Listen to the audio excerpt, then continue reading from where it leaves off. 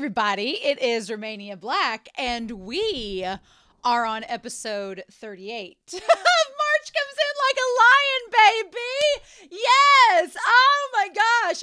Okay, so I am recording ahead. If you all were not aware, I came from a Halloween party. That's to tell you how ahead I'm recording. But I was a witch, and so I got tattooed by small children, which is why this pumpkin is here. So if you see that, that's what the cause of it is. And I was dressed up like a witch in my dress. I had a wig on, so I have wig hair. But I got home from work, and I was like, you know what? I want to watch March Comes In Like a Lion episode 38 because last week was the start of the matches between Souya and Ray, and Ray lost the first match. I don't know if this is going to be out of 3 matches or out of 5. I'm assuming it's 3. I would think it'd be 3 for the rest of the season, maybe. I don't know. We're only on episode 38. We still got like 6 episodes to go, which is wild to me. Wild to me. But anyway, that wasn't the point of the episode. The point of the episode wasn't Ray losing. It just happened. You're like, oh, he lost. The point of the episode was him getting to know Souya a little bit more and us finding out that Souya can't hear. Whether it's intermittent hearing loss, whether he was born deaf, we don't know. I'm assuming it was hearing loss that as he's gotten older, it's progressed. Regardless, Souya cannot hear. And Ray is like this guiding friend with him that's so amazing, and I'm obsessed with Souya. I love him so much, and I want to know more about him, and I want to know more, and hopefully this episode will give us more. So that's what I'm excited about. But anyway, I do have one comment I want to talk about that kind of relates to this episode. It is from Sarah S. And this is way back in the episode with Junkei, after his match with Ray, who became the newcomer king after beating him. So Sarah had this is an excerpt from her comment on that episode. So I want to go ahead and read it for you because I thought this kind of related well to the whole thing with Souya and Ray. She says, as human beings, we are filled with biases. And so I like that the author allows us to be objective by giving us these exclusive peeks into other characters' lives. Because Ray can be an unreliable narrator at times, like with Shimada at first, Goto, and now Junkei, because on the surface it just looked like Junkei was being an asshole and taking advantage of Nikaido, and we come to find out that he had a lot going on and felt like he had to take desperate measures. She goes on to say, in season 1's opening theme song, there's a similar shot of Ray coming out of the water in the same way that Junkei struggles to climb out. It's always interesting to see how similar Ray is to the people around him, but neither he nor the other party sees it that way. And that makes me so emotional because we all come at watching a series or reading a book or talking with others. We all come into situations with our own preconceived biases, whether we believe that we're biased or not. The ways that we are shaped encourage us to think a certain way. And so when you follow a story with a character like Ray, you start to get, defensive of him because he's such a good character. But you also kind of forget that these other characters are kind of coming at things the same way as Ray. So it's so interesting to me. And I really appreciated Sarah's comment because I think it's so true that, we all have our own biases. So seeing the story now and seeing Junkei's perspective and knowing where he's coming from, it makes all the more difference. So I thought that was great. So cheers. But I'm super excited, y'all. I cannot wait to dive in this episode and see what we get.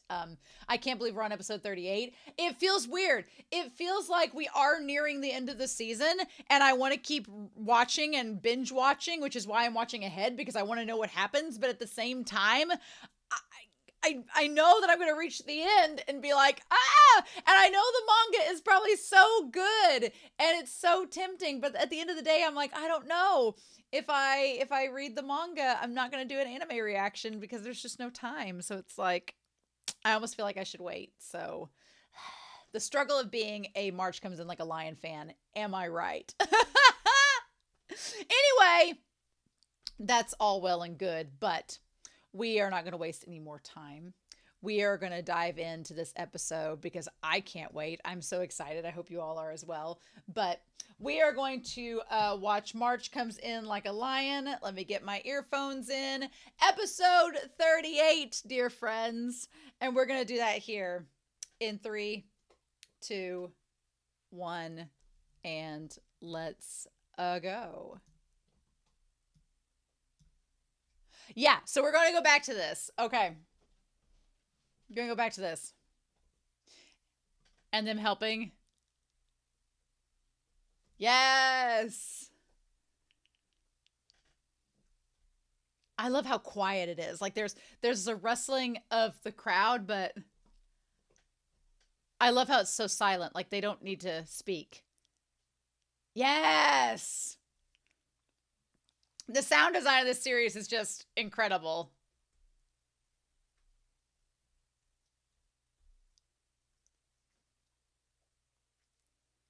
It's just the sounds. I love it. Not dialogue, nothing. Just the sounds of them.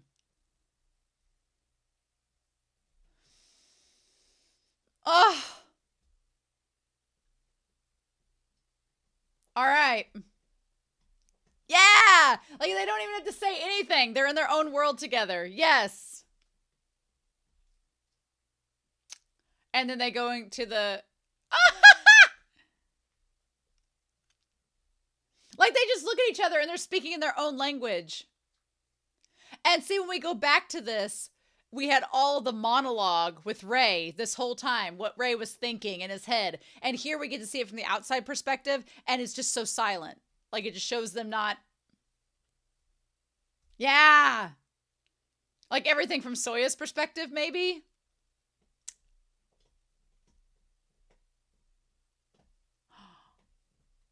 Oh, wow. Their pants are like soaked. Yep. And this was the post-credit scene.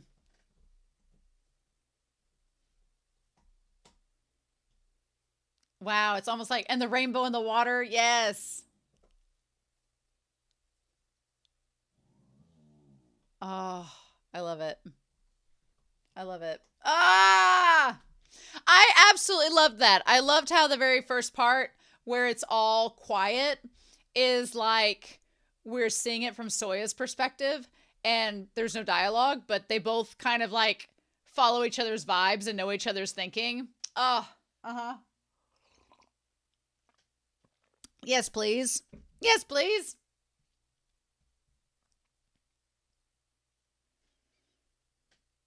Aw. I love Nikaido hanging out with Shimada. That's so cute. There's also like a pairing of an older mentor figure with a younger teenage figure and kind of showing that intergenerational like learning from one another. That's really nice. Ah, I'm gonna miss this OP. It's so good.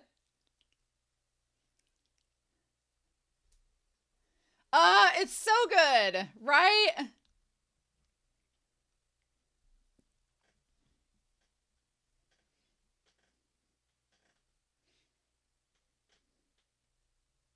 Aw.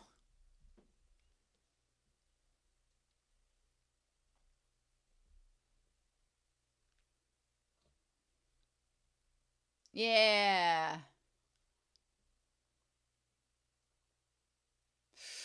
White Storm. Oh, we're still on White Storm. Damn.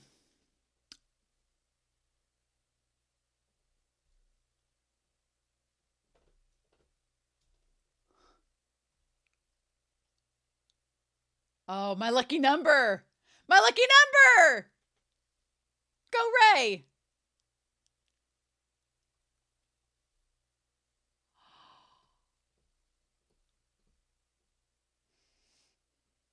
Hmm.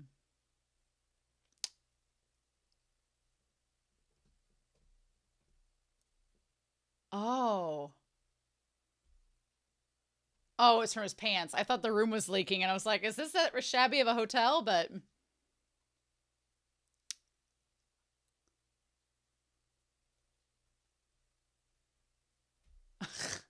I know that feeling. You don't want to get up and get it.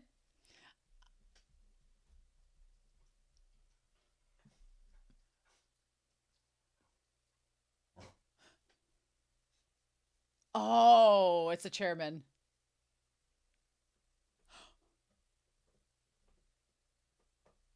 Oh my God.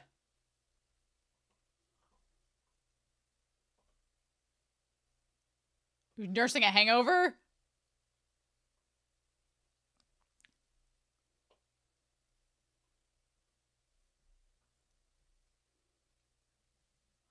Oh.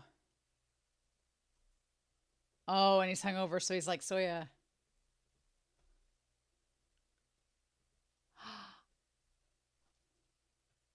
Oh, really? I don't have to go find him?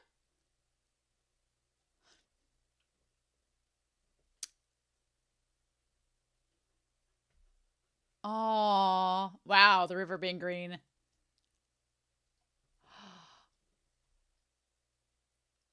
Uh-huh. He can't hear.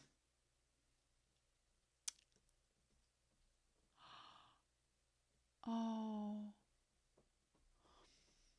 He looks so innocent. Oh. I want backstory. Come on, Chairman. Wow. 10 years. Okay, so it is like intermittent. Yeah.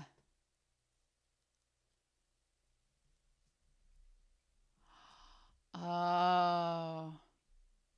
Oh, stress. Could just be genetic.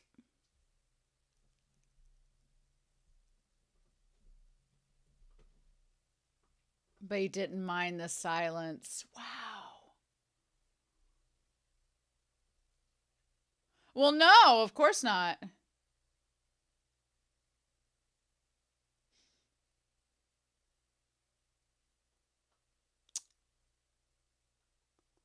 Oh.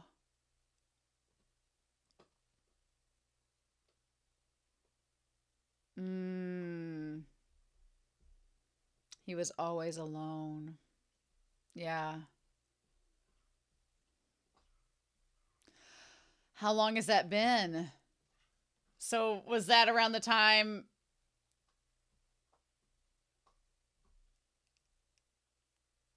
By then, yeah. Mm-hmm.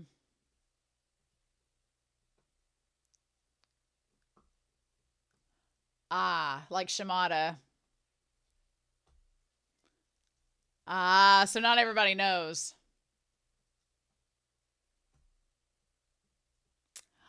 Yeah, all this makes sense.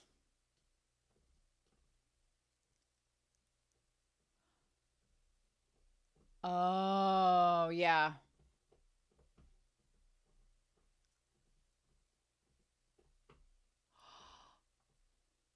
Wow.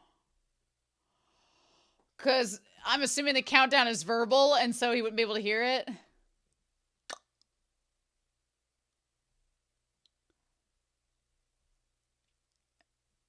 Because he's always been like that. Wow.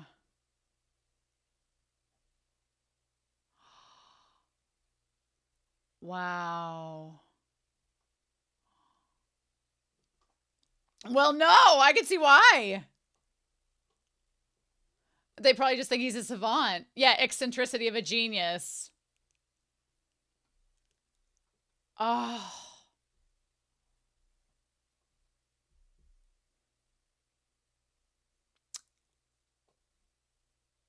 Yeah. Sound won't bother him. Wow. But his feet out. That's interesting. Yeah, I mean, if he can't hear, that could be dangerous. Don't tell me you're worried about him, not just because of his matches. I love that his hair is so white there against the pillow. The contrast is beautiful.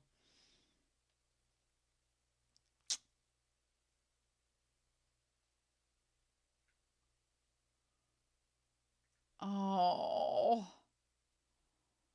Oh my God. No! I'm 18. He's like, I'm just nice. Oh.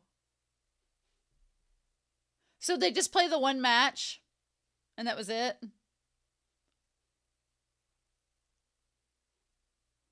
Was that all that we're going to get? Oh.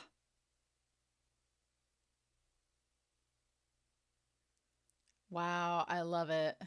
I love the slow, deliberate animation there when he opens up the curtains.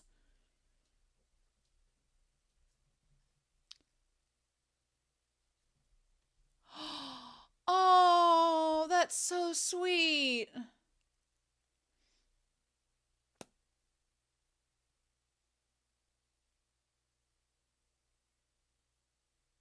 I love the anime when they look at the sun.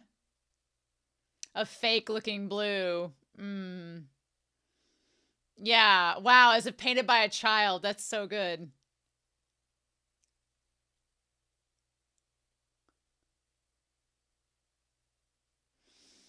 Yeah. This has all felt surreal. Yeah. That's such a great way of describing like a nice day after a storm.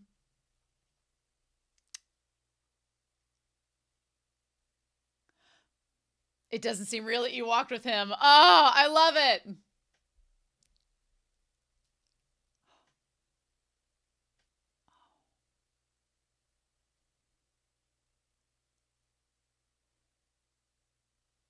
Mm. Oh, yeah. Like you're channeling Souya's silence.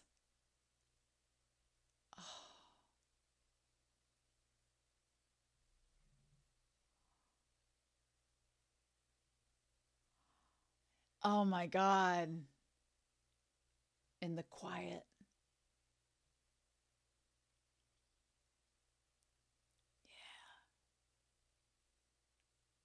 Ooh. Ooh. Waiting to go back to that.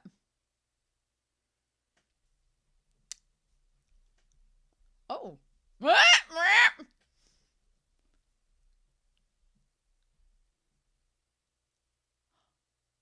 Look at Smith looking all posh.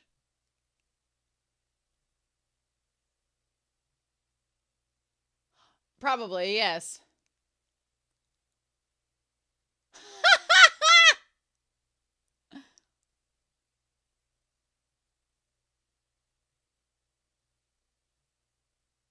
Oh.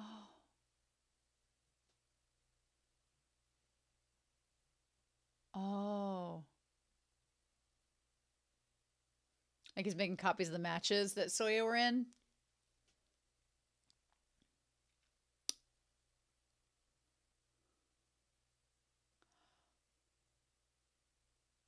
Oh, wow.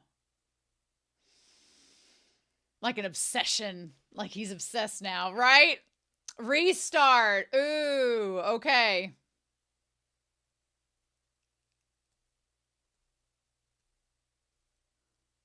Uh she's like I made some special food for him.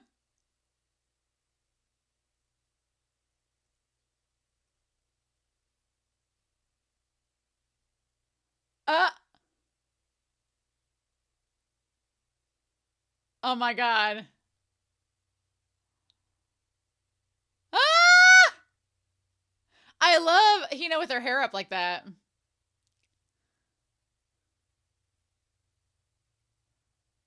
Oh my God.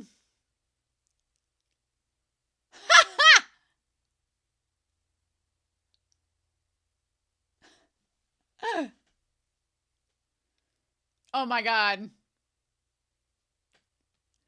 Oh my God. Wow. For soft boiled eggs. It's been so long since we've seen them. I love that this went from a sports anime to a cooking anime in literally 2 seconds.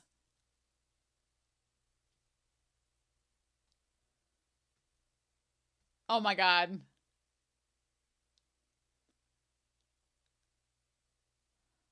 Wow. Uh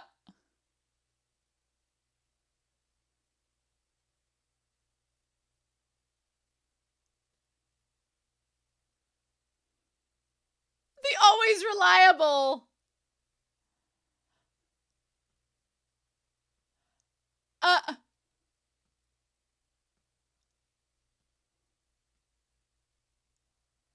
Oh my god. The power of a new pressure cooker. Oh, nice.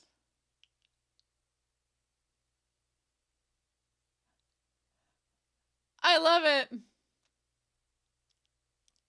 Ah, Momo! Spellbound. Wow. Nice. Rich. I love it. I love it so much.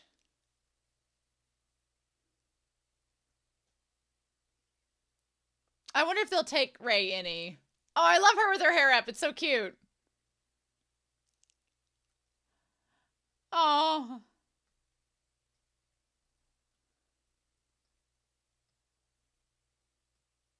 True.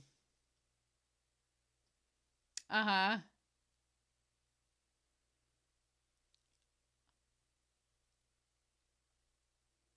Oh, I love her with her hair up. It's so cute. Wow, showing the passage of time. Uh-huh. Oh. Nice.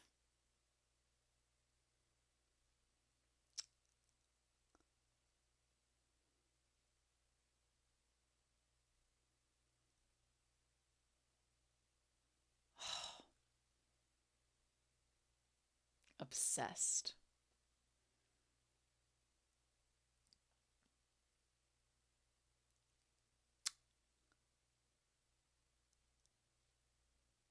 Hey, oh. Oh. Shimada. Ah! Oh, hi, Shimada. No, he's losing more hair.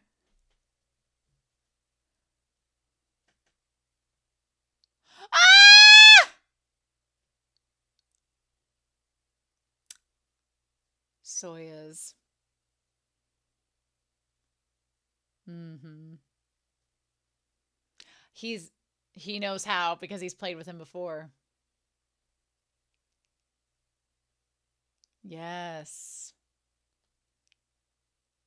Uh-huh. He's like, I know, me too. Ah!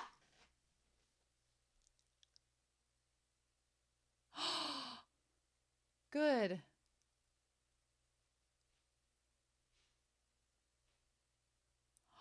Oh, good.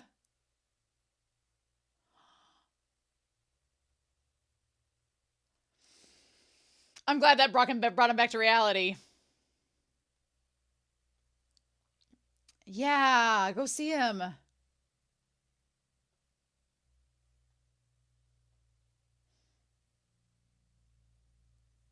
Oh. Mm. Okay, 10 deciding matches per year. Okay. Ooh.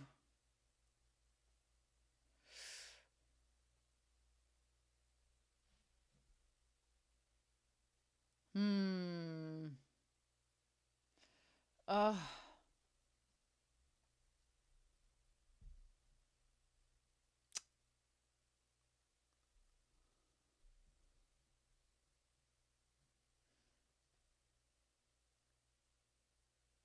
Hmm.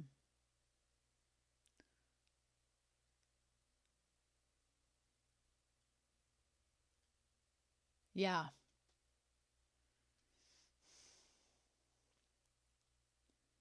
Oh. Oh. I love that shot. That was so good.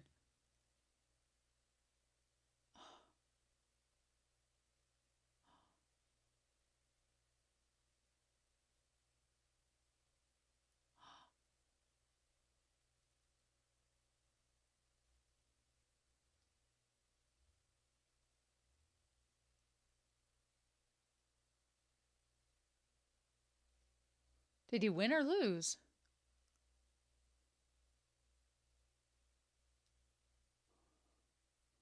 Oh.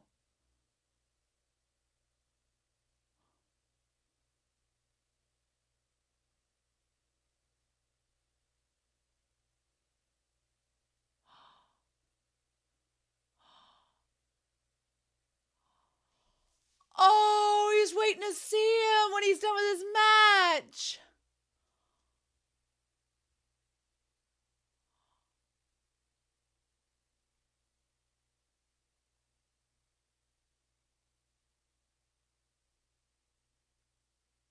Oh.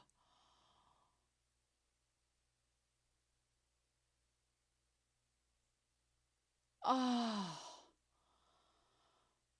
Oh. Oh.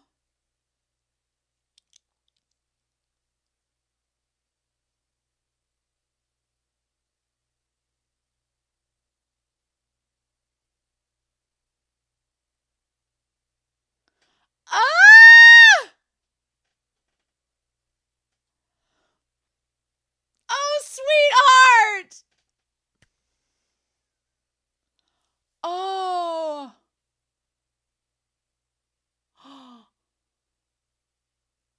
Oh. Oh my God.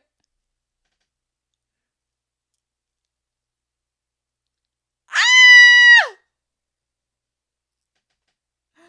Oh my God.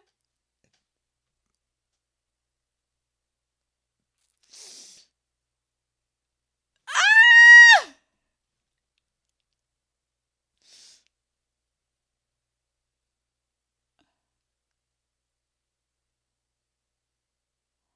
Oh.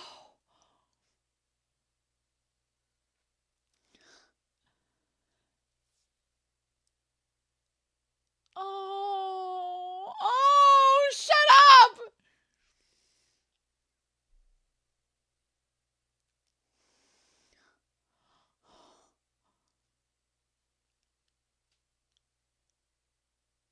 Oh. Oh.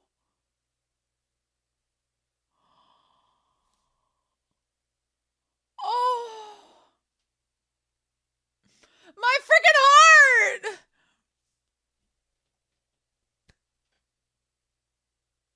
Shut up. Oh my God, my heart. Oh.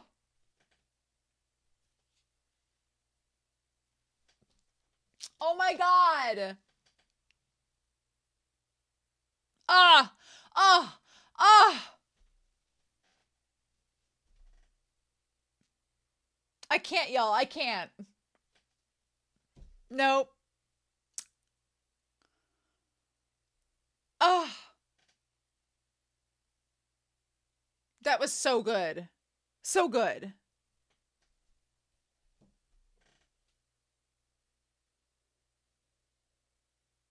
Ah!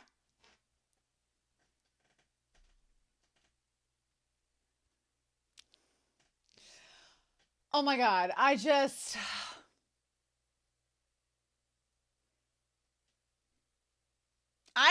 This episode's so good. Why is this show so amazing?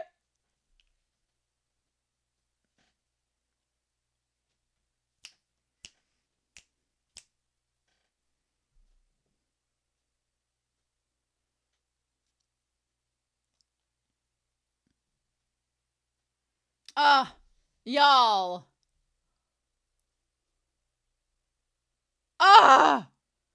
Shut the frick up.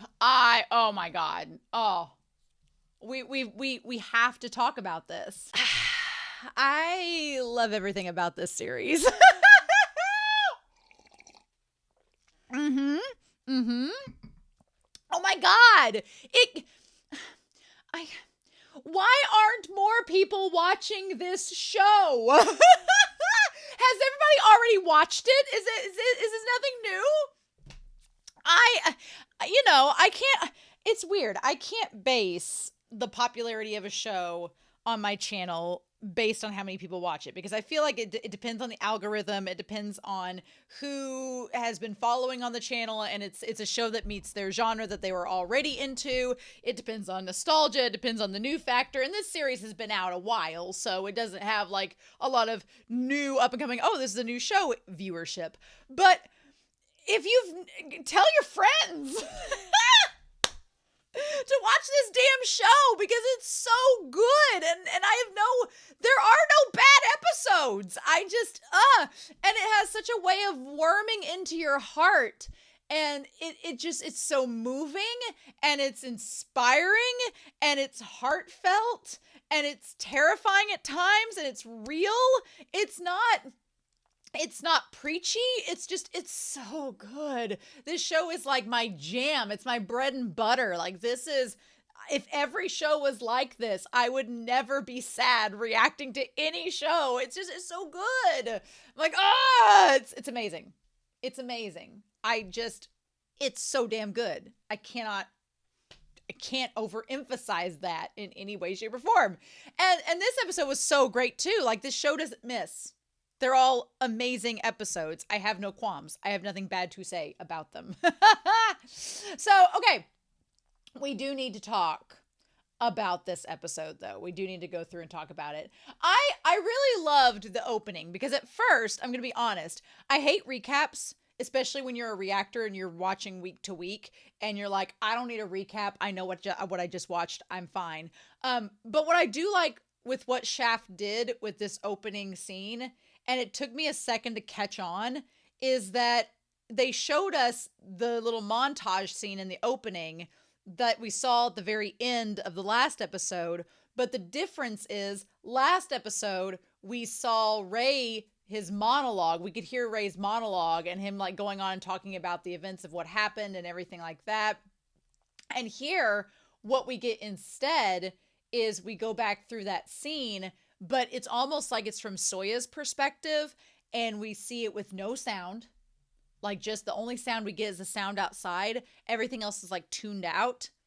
And it adds another layer to the scene. It adds another perspective. It makes you go back and rethink it and be like, you have the cinematic version, which is inside. We get to hear Ray's monologue, and we get like the cinematography and everything. And then we see it the start of this episode, and it's all just like realistic, how it would actually be in real life. And I just love it. I love altering the perspective. The moment where Ray turns around with the umbrella to look back at Souya is still one of my favorite shots, maybe in the whole series. It's just so damn good. It's great. So we have the OP. And they get to the hotel. And I like that when they get to the hotel, Ray's like, I don't know what to do. He's 18 years old. Souya is in his at least late 20s, if not 30s. And Ray's like, I don't know what to do. And so he just like turns. And I like that. One thing I love about Ray, because Ray is a sweetheart and he's such a nice person, is that Ray tries to make Souya comfortable. He knows that Souya may not necessarily hear him. And so he doesn't want to make him uncomfortable by being chitty chatty, because that's not fair to him. And so Ray kind of reads the room like he did at the match. And he just like nods like, okay, hey, we're here. And I like that Souya is like, thank you for the help. And we'll talk about that in a second. By the way, 58, 8 and 5, they're my lucky numbers. 8's my lucky number, but I've accepted like 50 over the years. I've been like 58's also, because my birthday is May 8th. So it's like 5 and 8 are my lucky numbers. So Souya having room 508, I'm just saying, fits the aesthetic. But I love that when he looks over at him, and then they just kind of look at each other acknowledging, and Souya says, thank you. And he goes, I appreciate the help. And then he goes in. And as an adult, there is something with that where Souya never turns down or acts, condescending or shameful about receiving help from someone. He appreciates Ray assisting him. And the way that he said that to Ray, like, thank you for the help, was like not expecting a reply, because he probably couldn't hear him. But there is something to that, because as humans, we value the control we have over our own bodies. And, to say we have control over our lives is a gross misstatement because we really don't in a lot of ways. But as humans, we try to grasp that control and hold on to it the best we can because the world is very much not in our control. And so whatever little tiny micro, sometimes, they say people micromanage and people like have like they're controlling.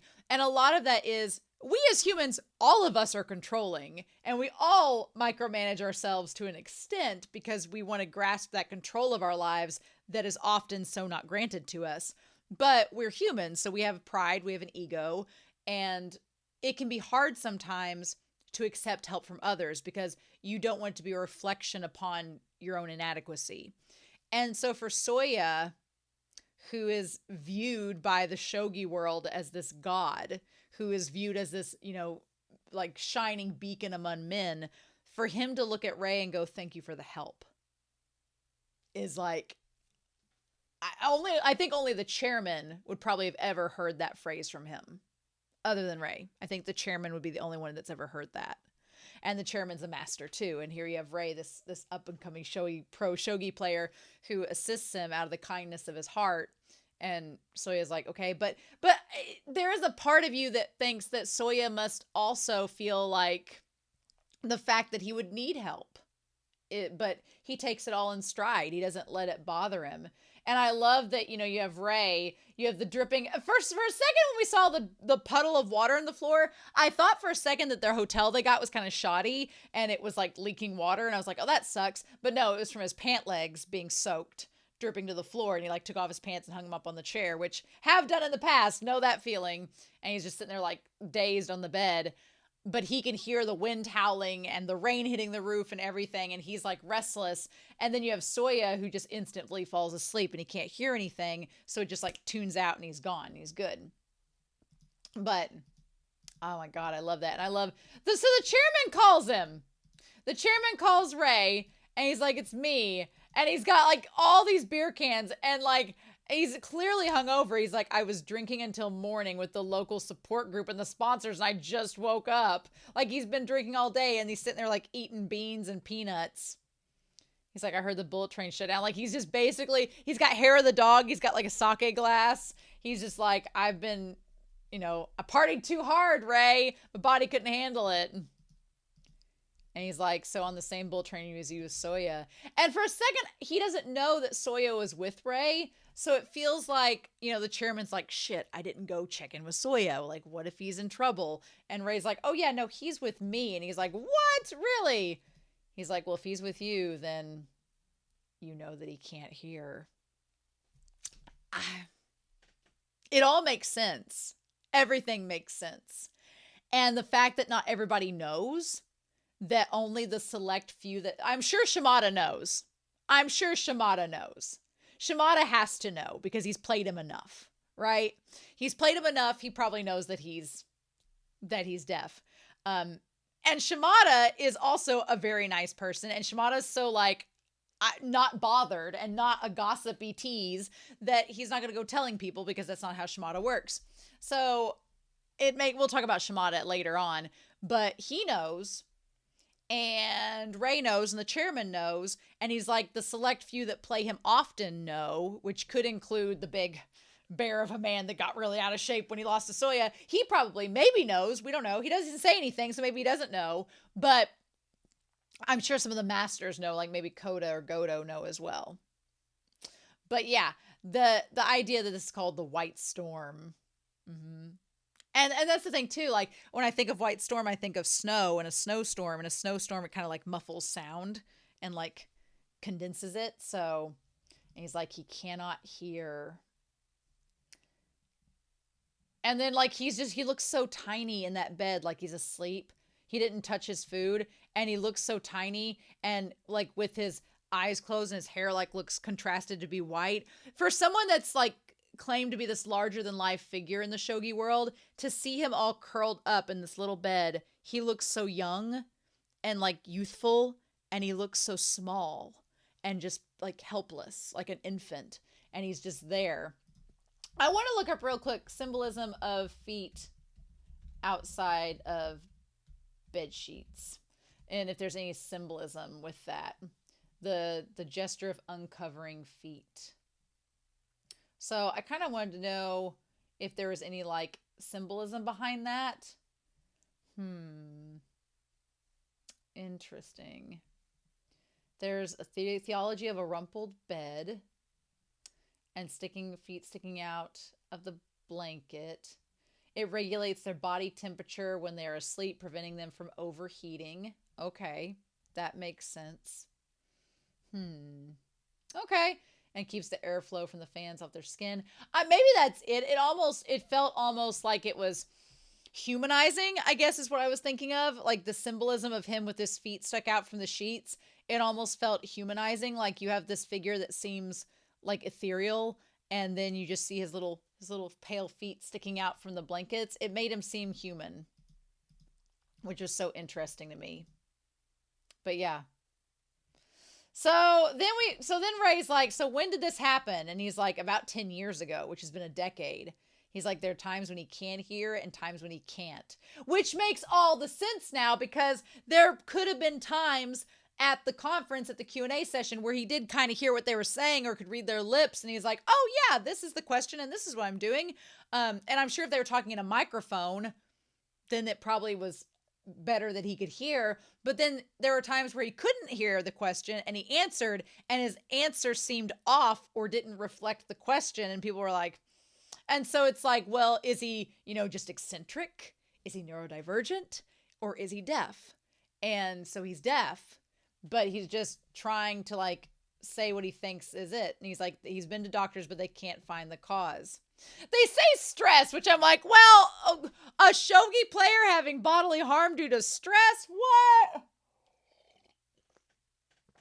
What? But honestly, my friend that I told you all last week that has hearing problems, hers is just genetic. And she has a son and he kind of has hearing problems too. And so she's like, I know ahead of time that I've grown up with hearing problems. My son, he's 7, he has hearing problems. She's like, I got to make sure that he knows what to do. So yeah, I mean, it could be something genetic that you just, and sometimes, with genetics, it's so weird that, your parents or grandparents may be fine, but you rolled the dice and the genetic lottery said, nope, you're going to have hearing problems. And that's just the way that it is. And I also think, too, his feet sticking out also feels like a sign of vulnerability, which, for Souya to seem so vulnerable is interesting. And they're like, being who he is, he went to the doctor regularly at first.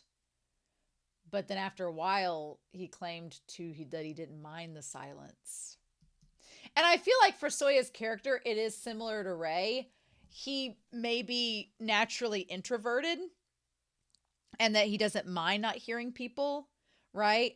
So, and you kind of see Ray maybe understand what that feeling is when he's in the classroom and the teacher's droning on and the students are all making a commotion, but he just like, it almost feels like he covers up his ears, like he doesn't want to hear it, like he'd rather just sit in the silence, and it makes more sense that way. Like, I thought that was such an interesting moment because it almost seemed like Ray understood where Souya was coming from. The part that's sad is that, for Ray, because Ray cares about people and he wants to make sure others are comfortable more than himself, he's probably wondering, well, is Souya happy? Is he okay being by himself? Is anyone okay being by themselves? So for Ray, he's like, does Souya need someone to talk to? And maybe since I can connect with him, I want Souya and Ray to become friends. I do, because I think that Souya and Ray could kind of connect when they played shogi against one another, and I'd like them to become friends, and Ray doesn't judge Souya, so I think it could work out really well, but will they be able to become friends or not? And that's when Ray was like, it can't be easy for him, even if he wants to be alone, because he's like, I started to say when he talks to people, but then he's like, then I noticed that he doesn't talk to people. He's always alone. And that's like when he went to play the game and he walked past Ray when he was a kid. In my memories, he was always alone. And ever since he's remembered him, it's probably because he's been deaf this whole time. He's like, if that's right, then by then it was already like that. And so then Ray asks, he's like, does anyone else know? And he's like, well, yeah, the people who play him a lot in matches. But that being said, the only people who go up against him are the challengers in title matches. The best of the best. That leaves a handful of people. So he wasn't, and he's like, well, he wasn't especially trying to hide it, but there are some drawbacks. So when I told him to keep quiet about it, he said, well, I just have to finish the match before the countdown, right? Then there shouldn't be any problems, right? So I want to look up real quick, like the shogi countdown, the shogi clock is a chess clock that can be used in shogi games. I want to know like what that means basically when they do that. Time control is a timing method used in shogi. Okay, here we go. It's a mechanism in a tournament play of almost all two-player board games so that each round of the match can finish in a timely way and the tournament can proceed. For turn-based games, the time controls are enforced by means of a game clock, which counts time spent on a player's turn separately. A player spends more time than the time clock is, they're penalized, usually by the loss of the game. Time pressure in the situation where one pressure has a little time on their clock to complete their remaining moves. What does it say here? Is there like a sudden death thing in shogi? I want to know. Okay, so the timing method is also used in shogi, byoyomi, counting the seconds or countdown. After the main time is depleted, a player has a certain number of periods, for example, 5 periods, each of 30 seconds. If a move is completed before the time expires, the time period resets and restarts the next turn. If a move is not completed within the time period will expire and the next period begins. That you've lost on time. It says a typical time control is 60 minutes plus 30 seconds byoyomi. Okay, so by which means that each player may make as many or as few moves as they choose during the first 60 minutes of thinking time, but after the hour is exhausted, they have to make each move in 30 seconds or less. To enforce byoyomi, a third person or a game clock with a byoyomi option is necessary. Oh, okay, so the third person sitting there with the game clock. Oh, okay. So in higher level tournaments, the player's time is composed entirely of byoyomi periods rather than having a main block of thinking time. In this case, the actual counting of time verbally begins once the player falls below a certain threshold of time, such as 10 minutes. The player is informed as intervals how much time they have used in their current period and how many extra periods they have left. During the player's final minute, the last 10 seconds are counted one by one.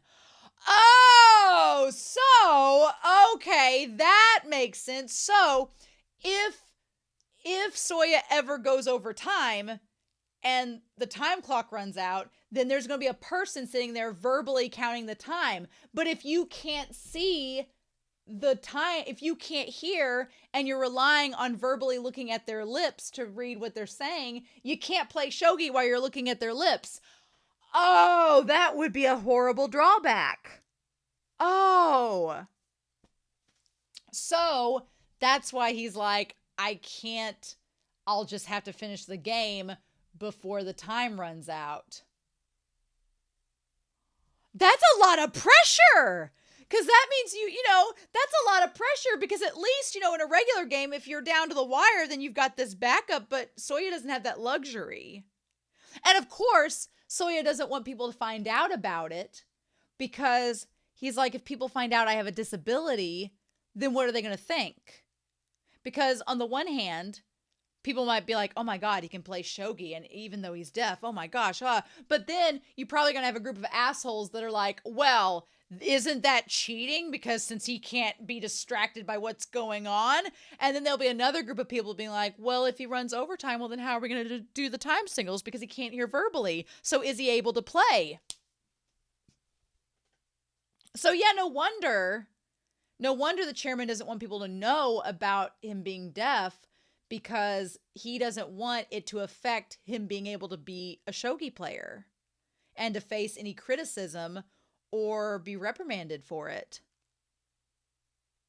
Of course, then my brain immediately goes to what would happen if later on down the road, him and Ray face each other and Ray makes him run the clock down and he's out of time. And the two of them, and like, would he be outed for his disability? That's insane. That's so wild. That could happen. Also, for some reason, I'm sure that by the time y'all watched last week's episode, you're like, girl, it was just one match. I thought it was like tournament style where it was going to be best out of 3 sort of scenario to make it like an event, but it was just literally they had a press conference. They had a dinner. They had a cash bar like for one game. I figured they'd make like a tournament out of it and just make it a big spectacle, but it was literally just one match. I'm like, come on, chairman, spare no expense. But that's what I thought. But no, it was just the one game, which makes the fact that Ray wasn't crazy about, losing all the wilder, right?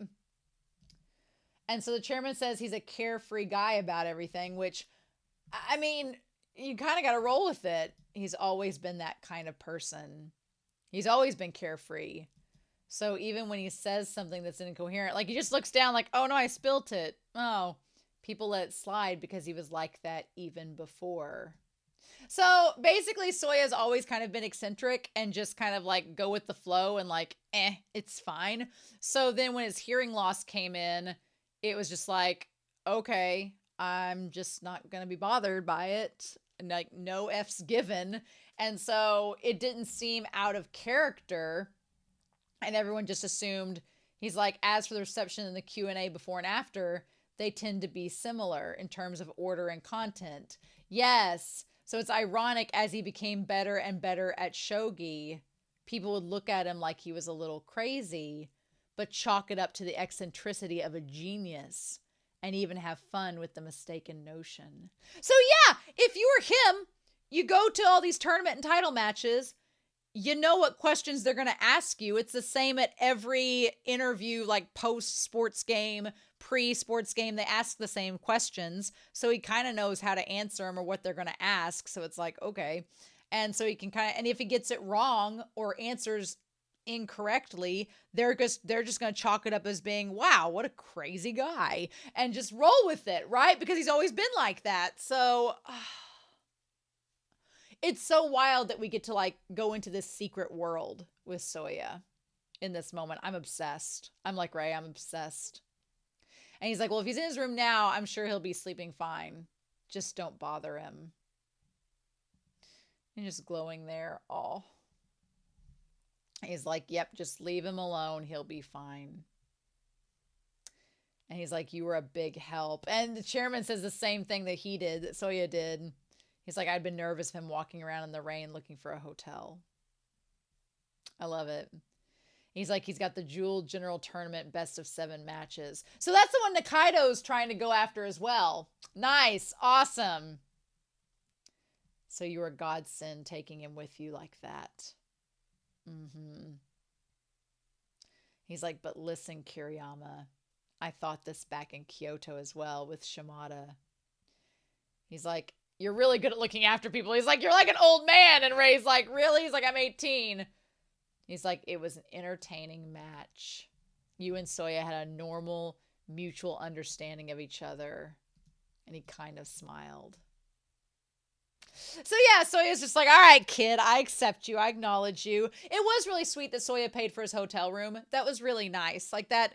Also, Soya's won enough matches that I'm sure he's like, I got money, kid. We're good. Like he was spilt wine on a pure white suit and was like, I'm like, I'm sure that suit wasn't cheap. And I'm sure that the dry cleaner ain't going to get the stain out. So he was just like, I'll just get another. But yeah, I definitely love that Souya seemed to connect with Ray. That's super sweet. And the chairman's like, okay. I love that Ray is becoming part of this secret world because, there's kind of like the elite shogi players who kind of get to peek behind the curtain and see how the pudding's made. And I feel like that Ray is one of those. I think mainly because I think the chairman believes he's going to be the next in line to be like them and be a master. So I really hope that he would have seen Souya, but it's fine. Also, when he walks outside and they say that the sky was a vast fake looking blue, like it was painted by a child. God, that description's so good. I don't know how many times I've walked outside and the sky has been like that perfect blue that doesn't look real and there's no clouds. Oh, it's such a good description. It didn't feel real at all. I love that he's like, none of this felt real. He's like, you leave and go walking out the next day after a storm has passed and you're like, did it even happen? But he's like, I know we walked together. He's like, I know me and Souya, we traveled together. It was like a man meeting a deity, but he was right there in flesh and blood. And then in class, that's when he like covers his head up and he's like, I couldn't get the sound of the pieces out of my mind.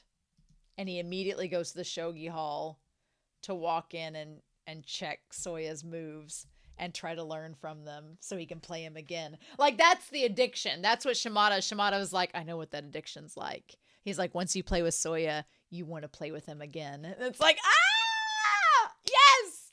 It's like, once you've had a taste of playing against Souya, you want to go at him again because it's like entering a different world that's different than other shogi players. It's like, yes, please. Oh, I love it. I love it so much.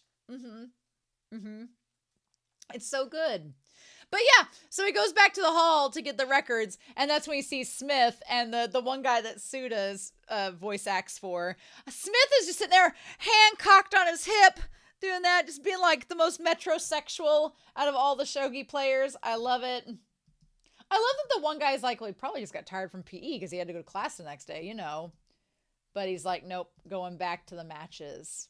He's like, I couldn't get that sound out of my head.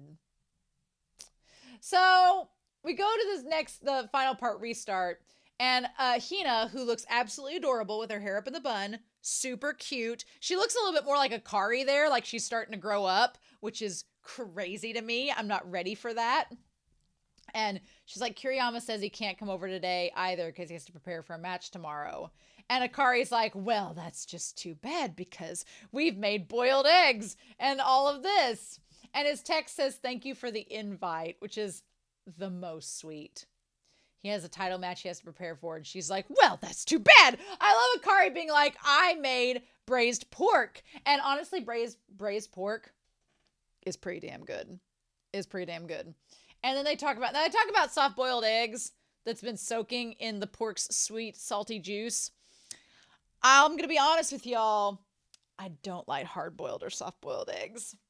I don't like deviled eggs. The only eggs I like are fried, scrambled, or over hard. That's like I want them cooked and stuff, but I don't like the soft gel egg. Blech. Nope, can't do it. Nope.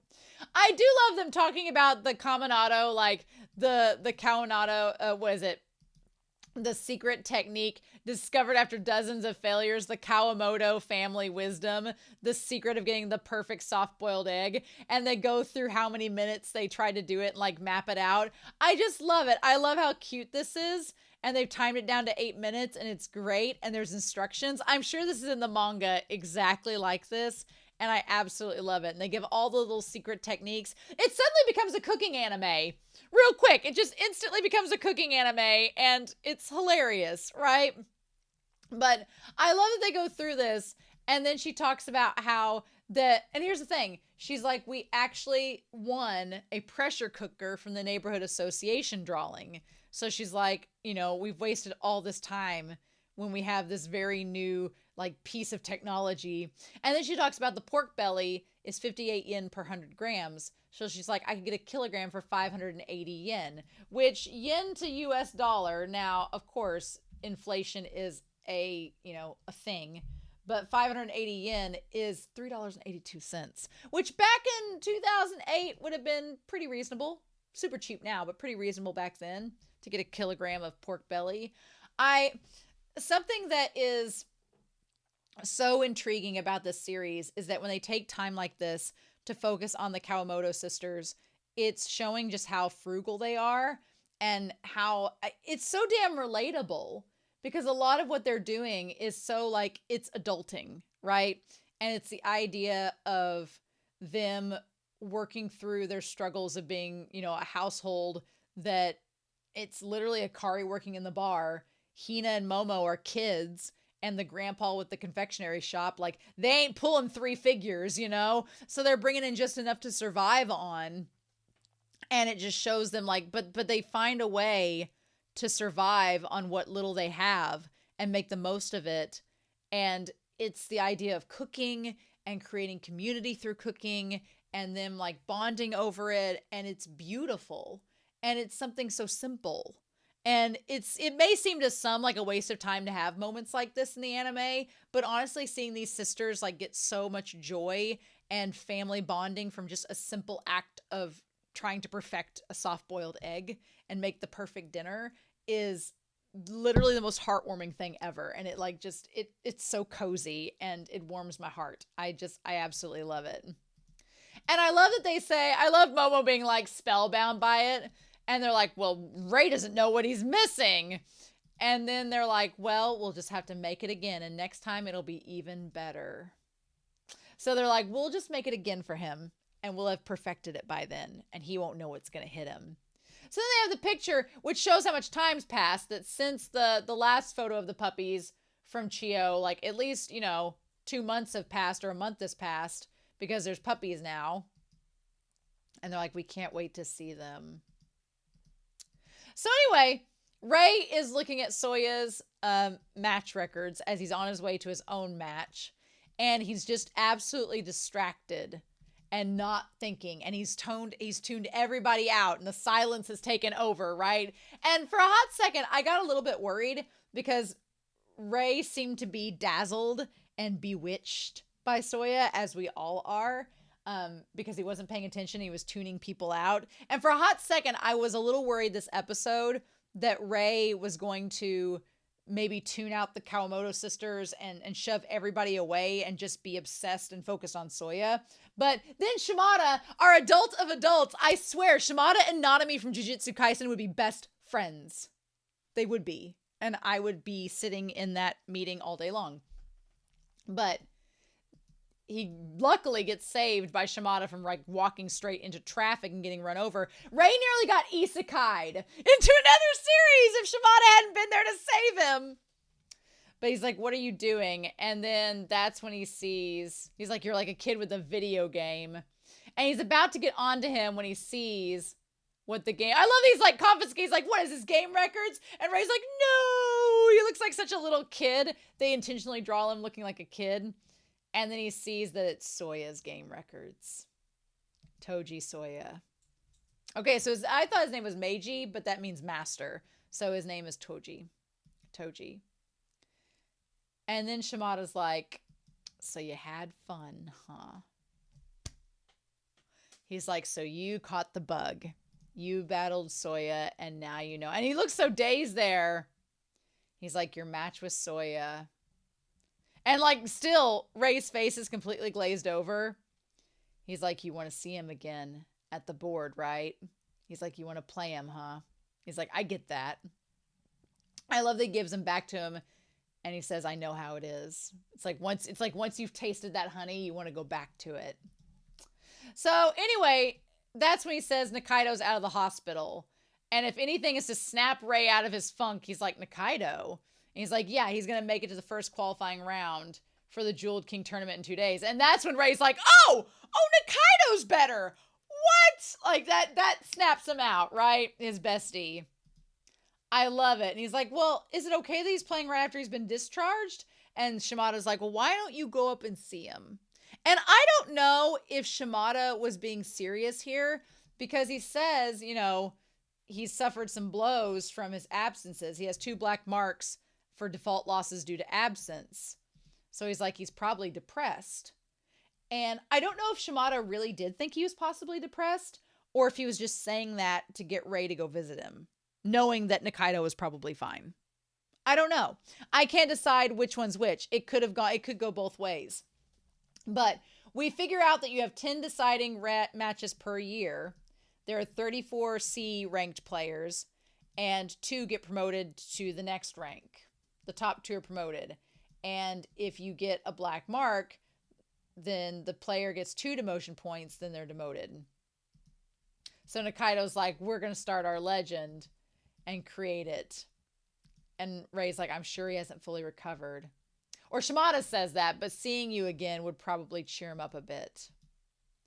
And so Rei thinks that Nikaido must be so discouraged of him being in such high spirits. And then I love that shot of Rei where he has the hand like out. There's me, my pumpkin tattoo. He's got the hand out.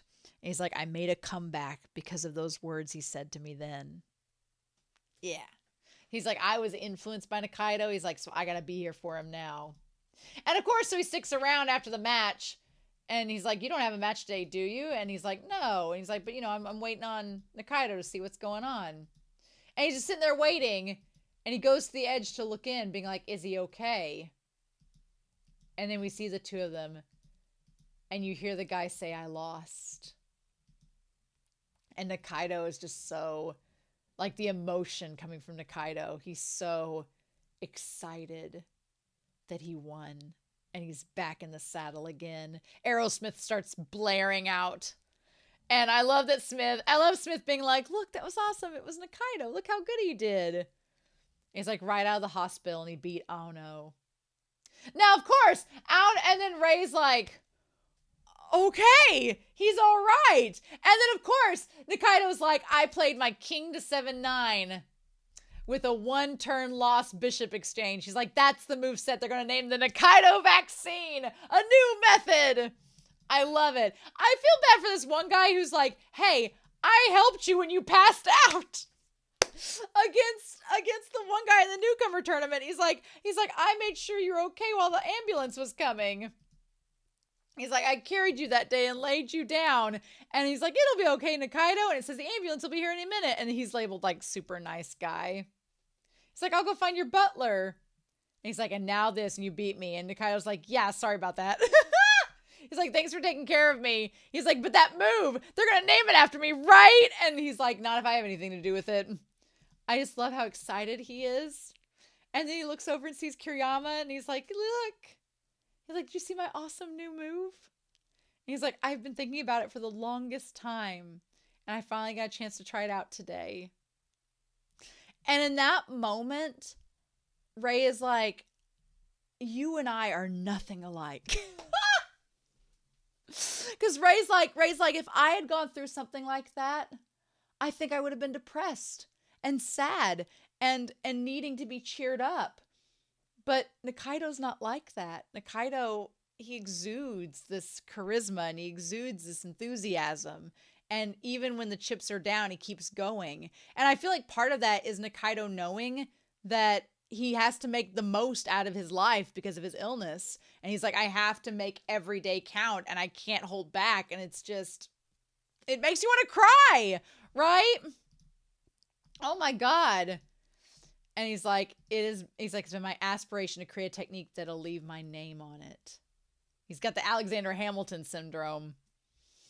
And Rei's like, I imagined he'd be depressed now. And so he's the polar opposite. He's jumping around. And then Rei just laughs. And it's just him laughing. And I love when the anime does the laugh where it's like a belly laugh and his whole body shakes as he laughs. Like, that's one of my favorite things in anime. And Nikaido's like, this is not, like, his shoulders and everything shakes as he laughs. And Nikaido's like, Rei, are you okay? What's so funny, Kiriyama? Have you been body snatched? It's so damn good. So damn good. So, want to talk real quick about the end card. The end card is of Smith. I like that Smith, the armor he's wearing is like the buttons. It's like his button-up shirt and his bow. It looks like this Shakespearean outfit. And there's like the black cat, his black cat Ichigo is sitting on top of his head. It is so ridiculous. The creator of it is Maki Ito, I believe. I think that's right. Who is it? Let me see here. Yeah, Miki Tori. Miki Tori is a mangaka that I don't know any of his works. I looked him up right before I did this discussion. I did not recognize any of his works that he's done so far, but it's a good end card. I like it. It's fine. Smith was in this episode, so it's relevant. Nikaido makes my heart soar. Souya, I'm obsessed like Ray. Ray is amazing. It's so good. It's so good. I'll be honest with you. I fully expected I keep expecting every time Ray's by himself now, like after a match, and he's by himself and he's not with the Kawamoto sisters, I keep expecting Kyoko to show up. And honestly, back in season 1, I dreaded Kyoko showing up because she was such a winch. But now that Ray has grown so much and become a better person, I don't know. I feel like I know he's going to encounter her and Goto again. It's eventually going to happen. It may not happen in this season. It may be in the manga, aka season 3 when it happens. But I feel like he's going to encounter her again. However, I feel like Ray has grown so much since season 1 that I think the next time he does see her, he's going to be prepared to handle her and maybe try to reconcile with her. I don't know. We're all growing with Ray and learning from Ray, and it's a beautiful thing. So anyway, I'm excited to know your thoughts down below, what you all thought of this episode. It was beautiful. It was glorious. I'm in love with Souya. Obsessed. But anyway, I hope you all have a wonderful week. Please stay safe. Take care. And yeah, I'll be back very soon with, if you can believe it, 40, 41, 42, 43, 44, 45. We'll be on episode 39. 6 episodes left. See you then. Bye.